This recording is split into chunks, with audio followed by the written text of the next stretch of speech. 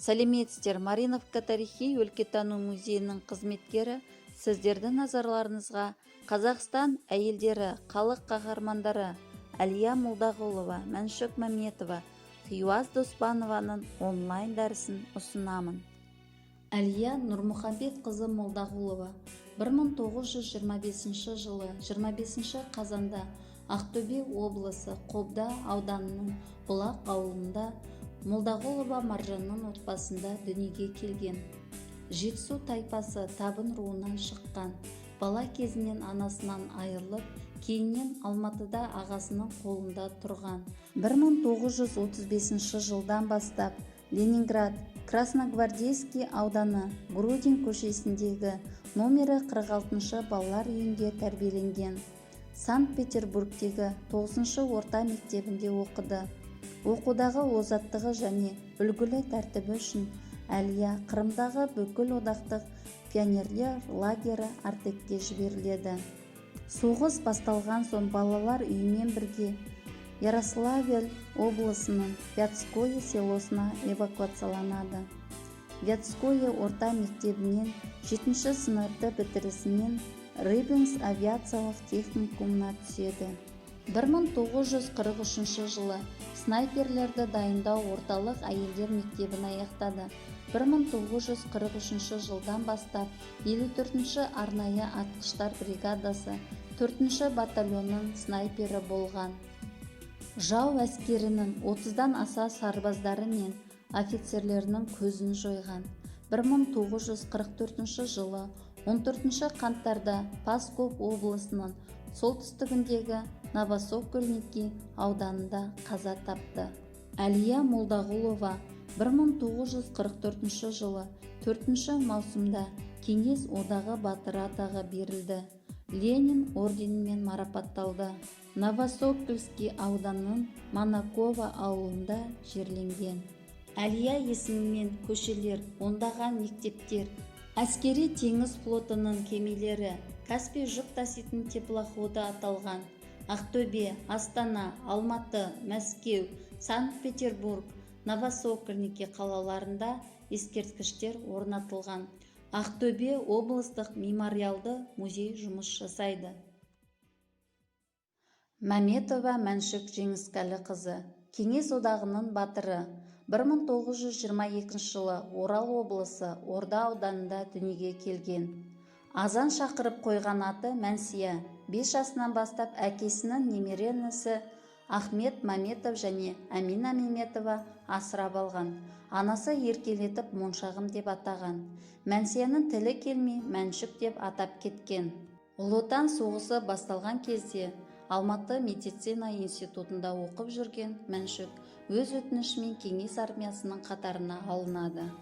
1942 жылы тамызда Алматыдан 100-ші атқыштар бригадасымен майданға аттанады. Кейін 21-ші гвардиялық атқыштар дивизиясының құрамында пулеметшілер бөлімінің командирі болады. Мәншүк 1943 жылы Беларусь жеріндегі Невель қаласы үшін болған кескілескен шешуші ұрыста Максим пулеметімен жүздеген неміс басқыншыларының көзін жойып, қаһармандықпен қаза тапты. Аға сержант Мәншүк Мәметоваға қаза тапқаннан кейін 1944 жылы КСРО жоғарғы кеңес президиумының бұйрығымен Кеңес одағының батыры атағы беріледі.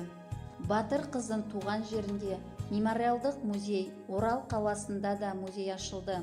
Алматы қаласында ескерткіш орнатылып, Алматыдағы 28-ші орта мектеп пен медициналық институт алдында ескерткіш тақта қойылған. Хиуаз Қайырқызы Доспанова 1922 жылы мамырдың 15-інде Ганюшкин ауылында, қазіргі Атырау облысында дүниеге келген. Әкесі Қайыр балықшы, анасы Мерует мұғалім болып еңбек еткен. Байұлы тайпасы Масқар руынан шыққан. Номері 1-ші Орыс орта мектебінде білім алды. Мектептегі оқумен бірге Оралдағы аэроклубта қатар оқыды. 1940 жылы мектепті үздік бағамен тәмамдап қана қоймай, запастағы ұшқыш куәлігін де қоса алып шығады. Осылайша арман қуып, Мәскеудегі Жуковский атындағы әскери әуе академиясына түспек болады. Алайда ондағылар академияға тек ерлер ғана қабылданады деген желеумен қазақ даласынан келген қыздың құжаттарын қабылдамайды. Алғашқы қадамы сәтсіз болса да, Хиуаз кері қайтпай Мәскеудің бірінші медициналық институтына түседі. Араға 1 жыл салып соғыс өрті тұтанады.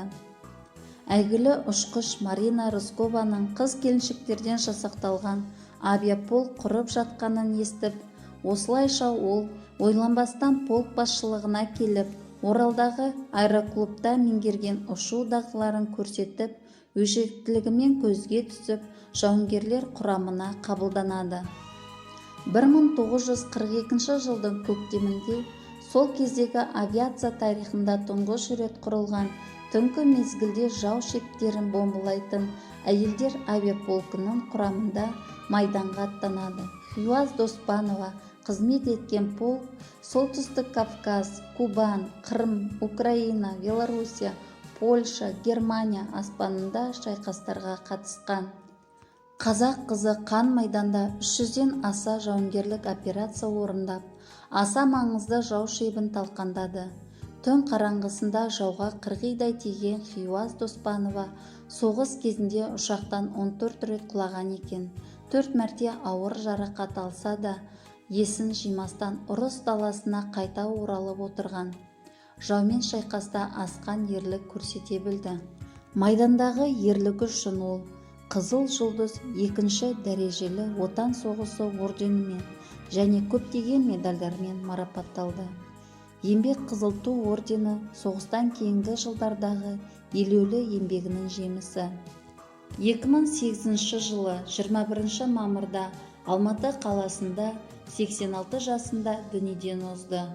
Әлия Молдағұлова, Мәншүк Мәметова, Хиуаз Доспанованың есімдерін тек Қазақстан ғана емес, кезіндегі КСРО халықтары да жақсы білді. Батыр қыздың туған жерінде мемориалдық музей, Орал қаласында да музей ашылды.